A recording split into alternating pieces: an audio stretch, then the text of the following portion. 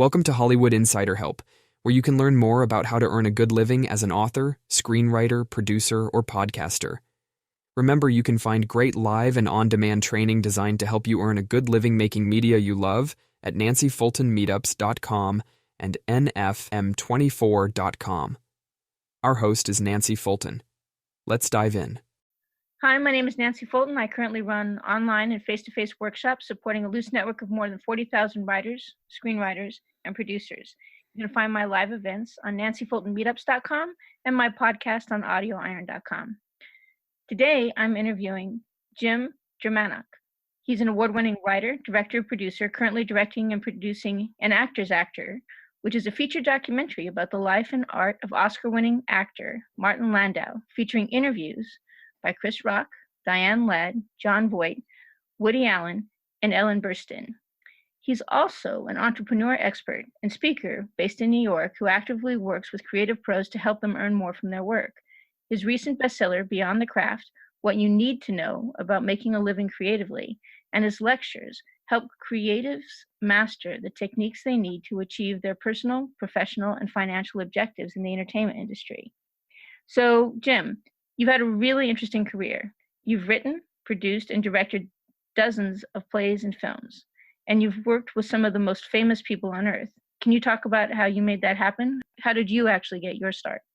I started as an actor and stand-up comic very briefly. I did not have the confidence to continue. Then I worked in crews for films, and commercials, and TV shows, doing a variety of different jobs. One time I worked as a gaffer, almost electrocuted myself, just kind of bullshitting my way into different jobs and learning them at the minute. And then I quit and decided to have a 9-to-5 job. I just gotten married and decided I didn't want to do freelance anymore. Ended up at ICM. I was in the mailroom. Then I was promoted to assistant. Then I was promoted, to my great horror, to an agent. And I ended up doing very well as an agent after the first month or two, and was an agent for about 8-9 years. And then I quit that. I was getting jealous of my clients. I wanted to be creative again myself, and I quit that, and I started writing screenplays with my brother, Stephen Jermanok, who's now one of the top travel writers in the world. He's at activetravels.com and has a boutique travel agency as well. Anyway, we wrote a couple of screenplays we sold. One was for Hugh Spetzer, the Oscar-winning producer of Babette's Feast. And then we wrote a screenplay called Passionata, which was made into a film. It was released in 2003, 2004 by Columbia TriStar. It's a beautiful romance about two immigrants falling in love in the New Bedford area, which was made famous by Moby Dick, the setting for Moby Dick. Went on to produce a film, M, which won the Seattle International Film Festival and a number of other film festivals, directed by Tony Barbieri, a romantic drama. I also directed a documentary about Harry Aganis, a famous baseball football player in the 50s. Did a lot of plays, and here I am.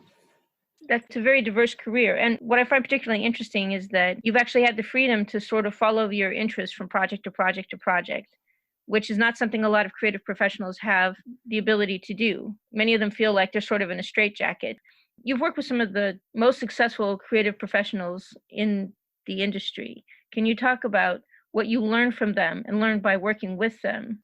Sure. When I was at ICM, I represented Dudley Moore, Shirley MacLaine, Arthur Miller, Alan Arkin, and H. Norman Schwarzkopf, the General H. Norman Schwarzkopf from the first Iraqi war, and a host of other people. And what I learned from them is, open up all the possibilities. If it's not working in LA, maybe you can get a job in another part of the world. Make a short, do a web series. I have a web series that I'm very proud of called lifeadvice.tv, www.lifeadvice.tv, where I went to senior citizen centers, assisted living centers, nursing homes, and found the most dynamic seniors I could find and asked them to give me advice just based on their wisdom of living, just based on their experience of living. And I asked them to give me advice, whether it's about parenting, family, relationships, sex, health, longevity, wellness, and the best ones I carved into 2 to 3 minute episodes. I hope you get a chance to see that. And confidence. If you don't have it, fake it. Fake it till you become it.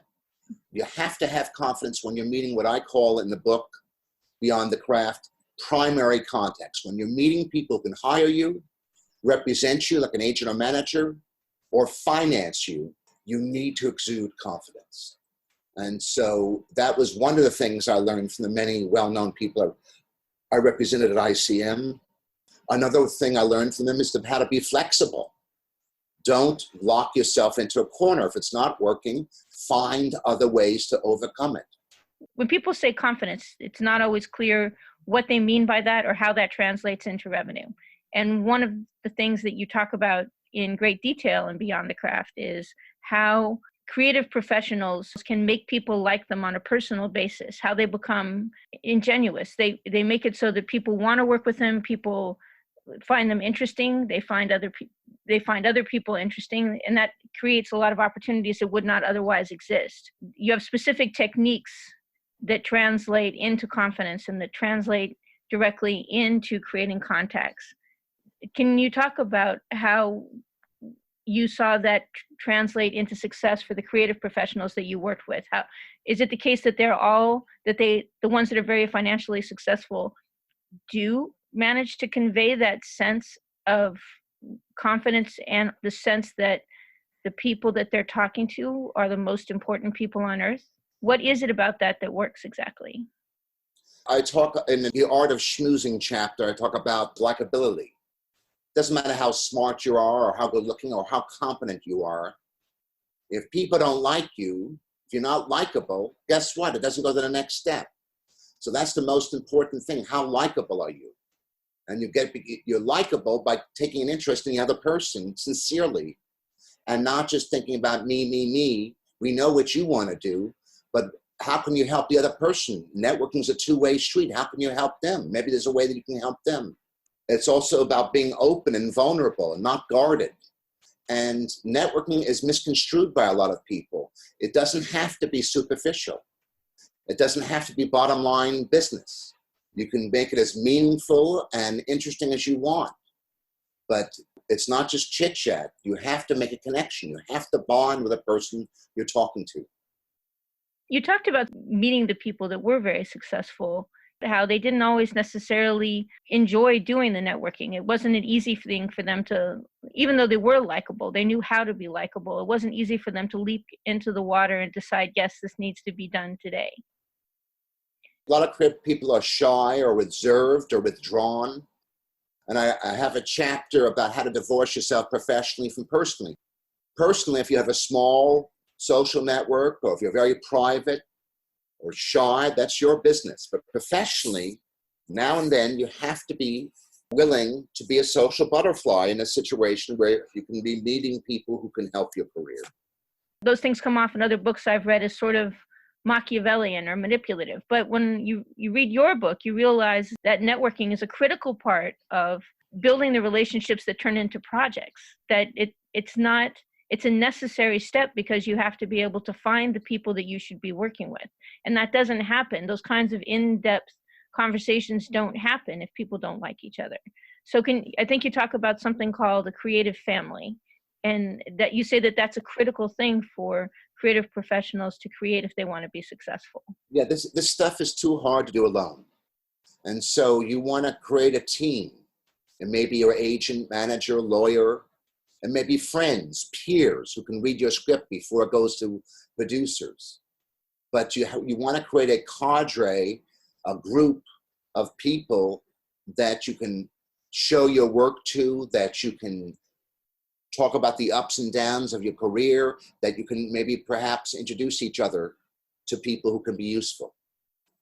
If you haven't had this kind of training in the past, do you think it's the kind of thing that people naturally pick up, or is it something that somebody with your kind of experience really benefit from hearing from somebody who has to do it day in and day out, the way that leading agents and managers have to? I mean, I'm not trying to transform people into becoming agents for ICM or CAA, but if there's nobody fighting for you in the creative world, nobody pushing you to get to the next level of your career, then you have to do it yourself, and you have to be kind of your own agent. And you do that by reaching out to people, primary contacts who can help you, trying to meet them as much as you can. And that's by being introduced by friends, by going to conferences, film festivals, TV festivals, reaching out to people on Facebook, LinkedIn, Twitter, Instagram. Every creative professional should have a profile on all four of those. Mm-hmm. And I've met great people on social media, as well as a lot of people I've met in Cannes or Toronto or Berlin. I mentioned something in the book.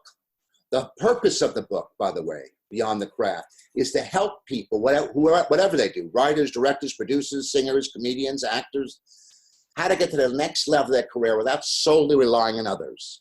If others help you, great, it's a bonus, but don't assume they will, and don't wait for phone calls. Be proactive. The whole book is about how to be proactive. And I wrote the book because there are hundreds of books about acting, screenwriting, directing, even producing. But I saw no books about the creative business. And you have literally hundreds of thousands of undergraduate and graduate creative majors going into the world who were taught by people who may be great at what they did, but they're not doing it now. So there's a real lack of information about the market now. And even if they do have an agent or manager, they should complement their efforts. And one important feature in the book is contact accumulation. I don't think people can succeed if they know less than, let's say, 200 or 300 creative professionals. They need to know about 200 to 300 at least creative professionals who can help them or can guide them or can collaborate with them.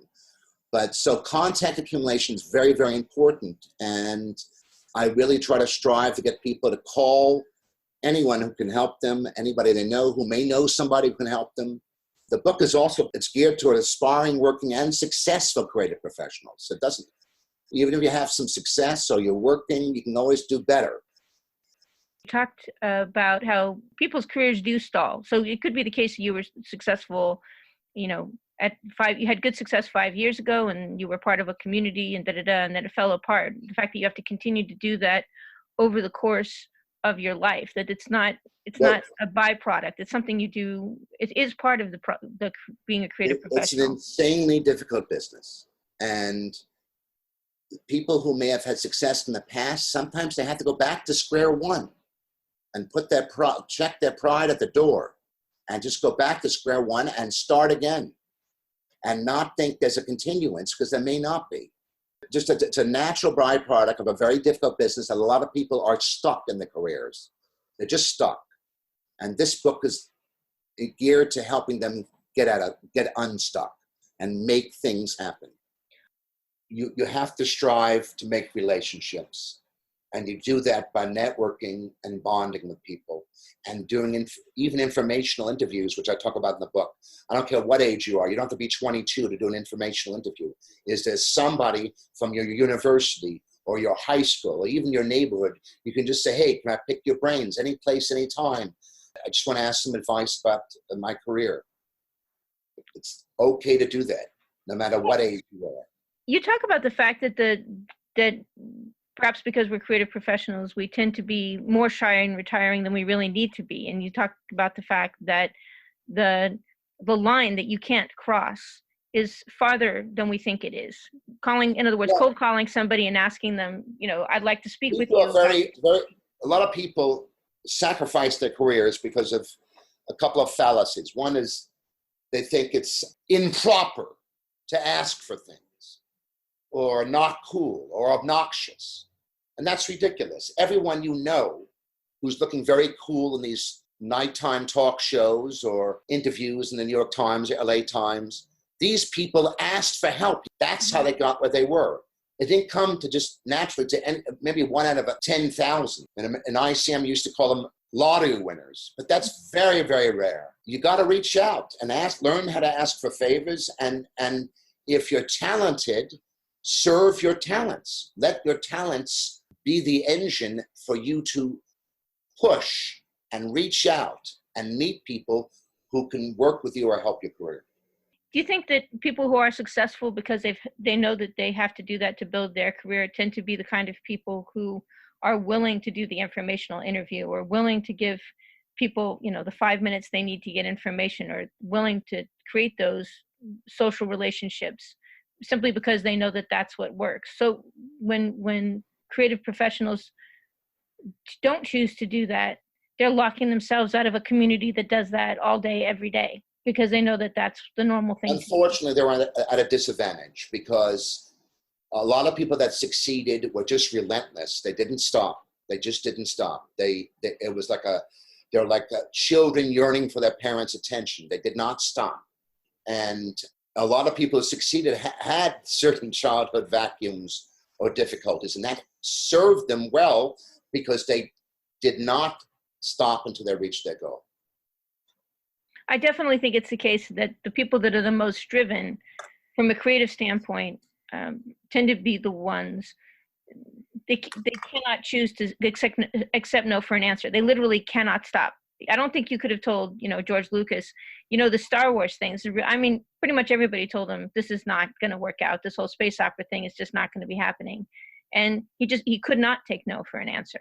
So being that kind of drive, the passion for doing what you do and using that as a methodology or a reason that pushes you to make connections certainly translates. In the workshops I do around the world, on the art and business of screenwriting, on making your projects happen, successful film and TV producing and financing, and on the subject of my book, Creative Entrepreneurship, Beyond the Craft, I talk about the psychology of success. And in that section of the workshop, I talk about how to deal with rejections, how to deal with negativity, how to deal with assholes for that matter, because there's a lot of them. How do you deal with that? You have to learn how to deal with that. You have to learn how to cope with that and not let it stop you. Another way of saying that, you must have thick skin. But anyone who's worth their salt has encountered literally hundreds, if not thousands, of rejections. You can't let it stop you. You can't let it get you down. You can't let it slow you down in any way. Keep on going. So when you do your workshops, is it something that people like? Do they find them through your website, or how can people? Usually, I have it on jimgermanic.com. I hope to do one in LA in the next few months, and in New York. If anybody knows a sponsor in anywhere in the world, I'll go anywhere. So I like doing that, and I like having large audiences. So if there's anybody listening who may know of a sponsor anywhere, I'm happy to respond. Well, what's interesting to me is that I do think it helps to have a large number of creative professionals in a place to do that kind of training, because they need to see that there's other people just like them. And by talking to them, they realize how talented those people are. I mean, I've been shocked at how many people I know who have Emmys. I mean, they've worked at the studios. They produced 15 or 20 different, and they'll find themselves stalled out at some point. And it's part of it is because you're working 12-hour days. When you're working 12-hour days, you don't have time to network. You do. There's just a natural ebb and flow in the industry. And being in a room with a bunch of those people who are all seeking to make connections at the same time can be incredibly powerful. There's people in the room you need to know, and everybody knows everybody else's connections. It's transformative. So it's very cool that you do those kinds of workshops. And I do them. I do it in San Francisco, usually on an annual basis. I've done them in Phoenix, Flagstaff, Tucson, Portland, Maine, Washington, D.C., Boston. I don't need, it doesn't have to be a place like New York, LA, Toronto, or London. I want to do one in Atlanta, for example, because it's a very burgeoning creative community there. I do it where there's a group of people who can be helped. Do you, when you talk about your own career, I mean, you've done an incredible amount of producing, and theater in New York is that's some of the hardest producing that there is, I think, because there's no more demanding an audience. There's all the talent in the world, and certainly, theater goers just, everywhere. But on the other hand, man, those people take their theater seriously. So when the skills that you've mastered over the years, not just in terms of the networking and the creating relationships, but in terms of financing projects and building the budgets and the schedules and attaching the talent and all of those things. Do you have resources, or do you provide workshops on that kind of work as well? Yeah, one of the workshops I talk about is producing and financing in film and TV. It's assembling a team is such an important part of this.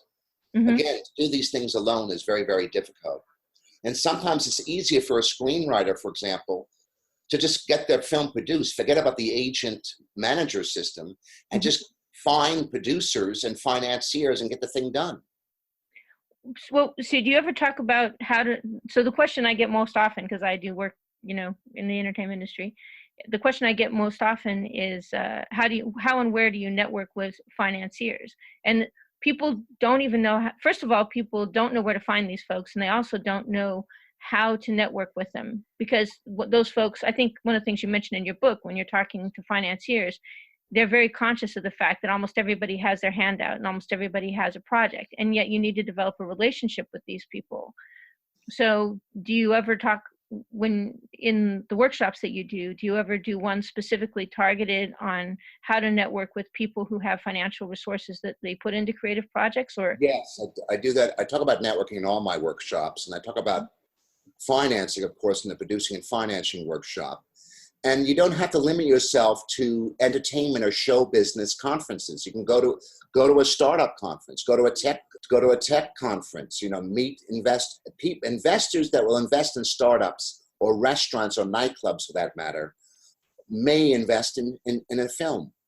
So you want to focus on, first of all, any wealthy people you happen to know or be related to, and not be afraid to ask them. The second one is just people who who may know other people, or people you meet. Once you get to know them, it's just about asking them if they would ever consider the prospect of investing. developing the contact and then developing the relationship is key to doing the part where you have the people, the connections that you need in order to get a project funded. So likability matters a lot. Even when you're talking about finance, those people don't just care about money. When they put money into a film, it's because they like the film and because they trust the people that are making it. The vast majority of film investors, for example, are investing in your passion, your spunk, the importance of the film. Maybe, like if you're doing a film about wakeboarding, find wakeboard enthusiasts throughout the world and people who would share the joy that you would have in seeing a film about wakeboarding happen. Mm-hmm. So it's really a lot of niche. What does your film have going for it? What groups would it appeal to? If you're doing a film about Italians, well, think about Italian investors. It's that simple. It's going to the niches that would be interested in making your film a reality and asking them for help. Mm-hmm. Well, and actually it just occurred to me that if somebody does finances for a living and they see a producer that is aggressively pushing their project, that's the kind of person that they want to invest in, because they know that the person is motivated, extremely motivated to actually get the project done. And since they're the ones that are joining them as a partner, they need to have the person they invest in be aggressive about putting the project together and finding the project the resources that it needs. So a wallflower is not the kind of person they think is going to be the person that can produce a film, because it does. And that's why it's so important for writers, for example, to find producers that they can live with, that they can be with, that they can work with. In the same way, if you're a smaller producer, try to find a bigger producer. I'm often asked to be an executive producer on various projects, and for hire. Mm-hmm. Because I have contacts, the agencies return my calls, distributors Mm-hmm. return my calls.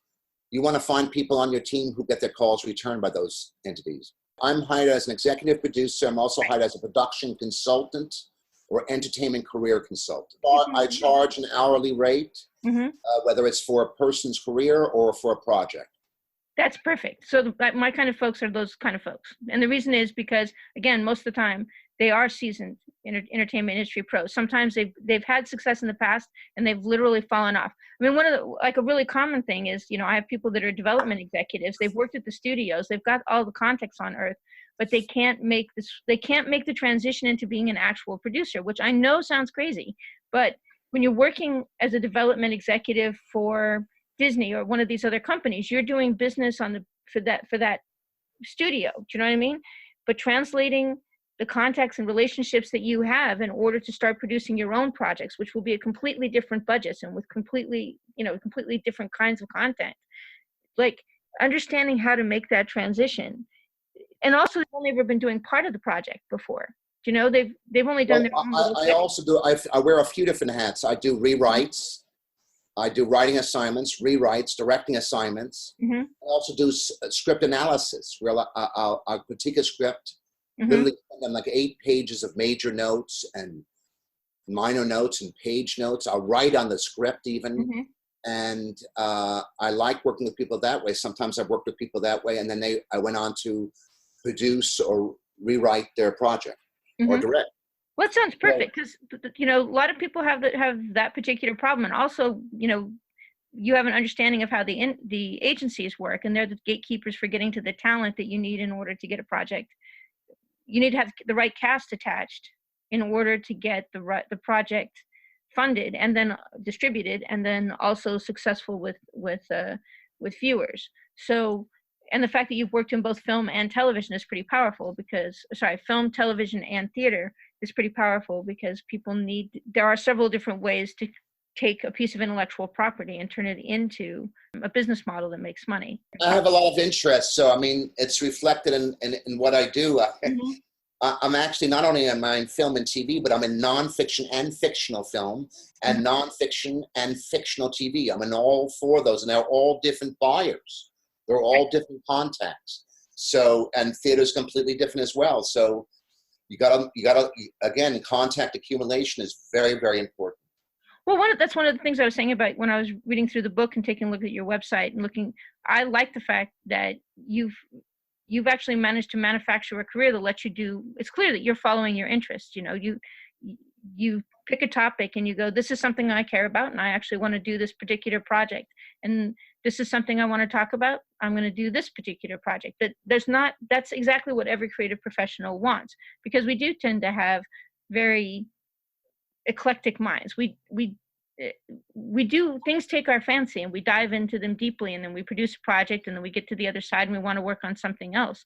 Having the creative freedom to do that defines what it is to be successful in the entertainment industry. It's the ability to be able to follow your interests and to make money while doing it.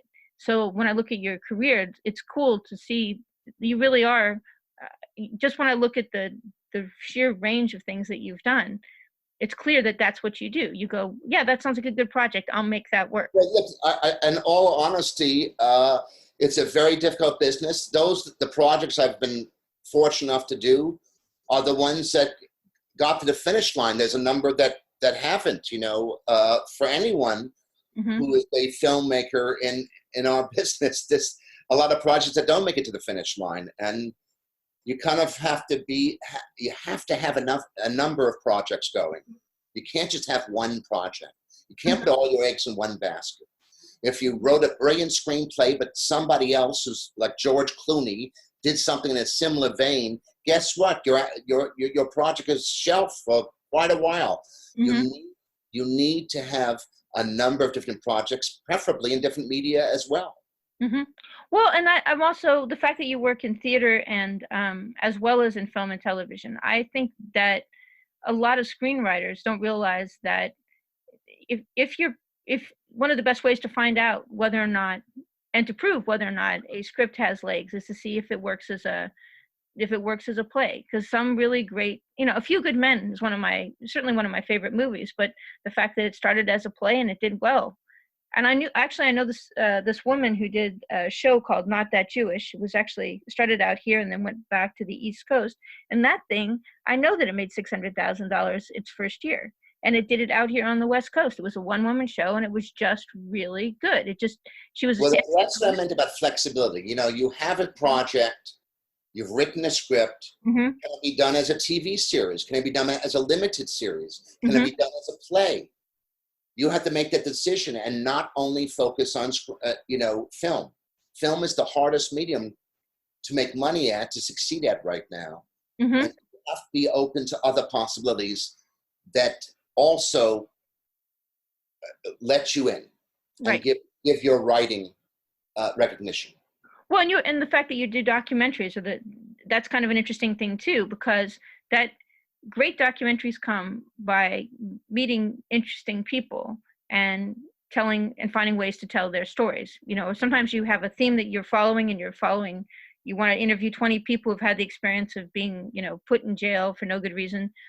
Or sometimes you find one great person who's had an incredible life story and you want to share that. But that documentary, your background in nonfiction filmmaking strikes me as being a very powerful.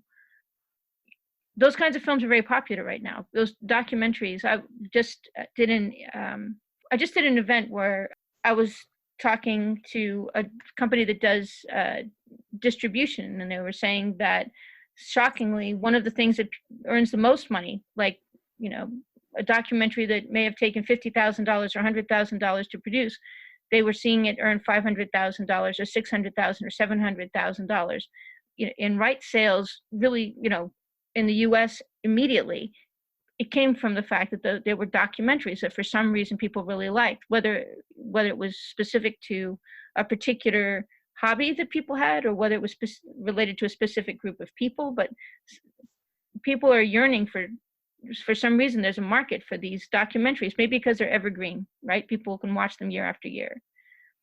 But I think it's just, people are not reading as much as they used to. They used to read a lot of biographies. That was very, very popular pastime in the 30s, 40s, 50s, 60s, 70s. And I think people are just simply not reading as much as they used to. They have limited time. And documentary provide a great form into learning about interesting lives and inspiring lives, and lives that, we can learn from. And I think there's a lot of great documentarians right now. We're going through a period of time where there's a lot of great documentarians. So I'm very happy that documentaries are very popular now, and I understand why. I know I've taken up a lot of your time. One thing I would like you to address, if you could, just for a few minutes, is I don't know that many people who are in a position to be able to help people, obviously for a fee, but be able to advise people on how to build good episodic TV projects. Everybody's doing episodic content these days, but you still need to put together a package of a project, lead talent, and showrunner, and then pitch book, etc., in order to be able to take that project out. Does your background in television give you insight? I disagree with that. You don't need all those things. You can just have a script and a Bible, which simply summarize how many episodes there are and what you're going to put in the other episodes besides the pilot one that you're enclosing. Really? In terms of attaching all those people, yes, if you can do so, great, but you don't need all those things necessarily. It may be better just to attach yourself to a very seasoned TV producer, a producer who has something on the air, and go from there. But I just want to make a couple of notes in terms of writing TV or film. One is, use your life. The thing doesn't have to be, the script doesn't have to be autobiographical, but you should use some elements of your life if possible. It should have at least some autobiographical fragments. If there was an amazing person in your family, or you had some amazing experience, or your uncle was an incredible guy, whatever, let that evolve into a character, or let that evolve into the entire story. But use your life is very, very, I think, very, very important, because people who use their lives, look at Whiplash by Damien Chazelle, or the guy who did the King's Speech. It was his father knew the guy. Use some element of your life. I think that makes scripts much, much better. It's another concept is this distinction. Is your script distinctive enough? And that should also help you in terms of story creation. If it's very similar to something out there, that's not good. Is the pilot distinctive enough? I keep on using that word over and over again. Distinction. How is this? It doesn't have to be completely original, but it has to be a little bit distinctive. I really enjoy Jerry Seinfeld's Comedians in Cars, or Coffee in Cars. Comedians in Cars Getting Coffee. So simple. He shows a car, he has an amazing comedic guest, and they go have coffee, and in a very down-to-earth way. It's a lot of great ideas are simple. They don't need to be insanely convoluted or complex. And that idea obviously works. Well, I think it has a lot to do with the fact that it provides a human connection to the kind of people. A lot of people really do like cars, and a lot of people do go out and get coffee with their friends. So it's a window into a normal world with very unusual people in it. That's right. I have to say this has been an incredibly interesting interview, and I look forward to telling people about you going forward. And when you're on the West Coast, I hope you'll give me a heads up on when you're running workshops on our side of the country so that I can let people know that they're happening. I routinely have people who are looking to figure out how to package different kinds of projects. They don't know what to put together or how to move television projects forward. Well, they have to understand that the buyers and executives and networks and film companies are very, very busy. Mm-hmm. They're not the best listeners in the world generally. Give them enough to get them interested. You don't want to send out too much. When you run workshops that address those kinds of topics, just whatever workshops you run, give me a heads up so I can let my folks know about them. Thank you, I will. Thank you very much. Anytime. And specifically the stuff that everybody I know that has a television project, they don't have a big picture of the project process. They don't know where it starts and where it ends. And when it comes to film financing, when it comes to career development, in terms of learning how to schmooze and make the contacts that you need, being able to get actual, very factual answers from somebody who's been in the room 1,000 times. Well, again, that's why I also do consultancy. If they don't want to wait for the workshops, I'm always available to do that as well. Mm-hmm. And keep the faith, I mean, everything is doable. Mm-hmm. But you got to change tactics and strategies sometimes, and you got to be flexible enough. Your career may not end up taking the exact direction that you fantasize about or expect. It may take a slightly different turn here and there, and that's okay. You have to be flexible enough to allow those things to happen. Well, what I find interesting is sometimes, from complete ignorance, and you come up with this fantasy of what you want your creative life to be. And actually, it's a lot like going on a big vacation. If you're traveling around the world and you're going to do it, over the course of an entire year, it's going to be those things you didn't plan that actually turn out to be the best moments. That's right. That's exactly right. That's a great analogy. As someone who's traveled to 95 countries and 46 states, that's a great analogy. Mm-hmm. Because by being extremely planned, you limit the joy of your travel. Things you got to be open to things taking a different turn. And it's the same thing with entertainment careers. You don't know how they'll turn out. You may meet somebody in a specific area of entertainment industry, let's say animation, who likes your work. Is that it? Because you want a live action, and to say no? Let things, depending on who you know and the course your career takes, let things happen. Be open to it. I think that's exactly right. I think having a background as a traveler makes that abundantly clear. You don't know the adventures that you're missing. You've never been there before. How do you even know what's fun? You just exactly. Cool. Well, you've been a true treasure to speak. People need to take time in their week to do, of course, their craft, but they take time in their week and schedule it, like you would schedule lunch or a coffee. Schedule networking time when you're going to through Facebook or LinkedIn or through connections or through conferences or meetups. You're going to take the time to do 3 things: research people, reach out to them, and meet them.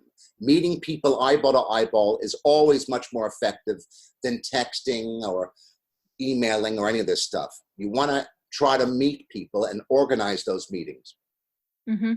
I think you're right. I think there's nothing, a face-to-face meeting builds a relationship. You can certainly do things. We all have pen pals that we meet online, but it makes somehow that's more actionable when you're face-to-face. And there's more of a chance they'll do something for you, someone who can help you. Right. Well, and they want to help you because they know who you are. And also you've had a chance to talk about something that is not, business related. That's right. So people can find Beyond the Craft on Amazon. And then also they should visit your website. I'll put the information on the book in the descriptions that I send out. And I'll also put a link to your website. If people want to travel to the East Coast to see, or if they want to get on some sort of a list you have specifically for workshops that you do, or want to reach out to you about consulting, they can do that through your website, right? Absolutely. That's excellent. I can't tell you. It's like, I just think it's amazing. Like you've got this approach to doing art that makes it look like it is kind of an adventure, much more than like, I guess, because you're not waiting to be discovered, right? That's right. I just know that, from being an ICM and really getting the scoop about how all my clients made it, I just realized that, networking and making things happen on your own is such a big part of it. Instead of waiting for that external big elite entertainment industry to hire you or call you, learning how to make things happen on your own, assembling a team, having a few projects is so important. I think you're 100% right. It's amazing. Well, I'll tell you what. With your permission, we'll go ahead and end it here, and then I'll start letting people know about you. It's really an honor to have spoken with you. It's an honor for me as well. Thanks for all you do, Nancy. You're very sweet. Thank you, sir.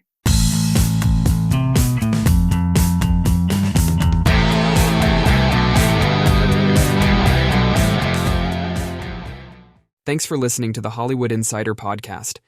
If you have questions you'd like answered, guests you would like to suggest, or topics you'd like us to cover, please email Nancy at nancyfultonmeetups.com. If you like what you hear, please click to follow the podcast and give us a kind word in the comments. If you find our thoughts and suggestions help you, please share our podcast with other creators who need help. We love being of service to creative minds. This podcast is produced by No Better Friend Entertainment, and this audio recording was copyrighted in 2024. All rights reserved. Music for this episode is licensed for commercial use from pond5.com.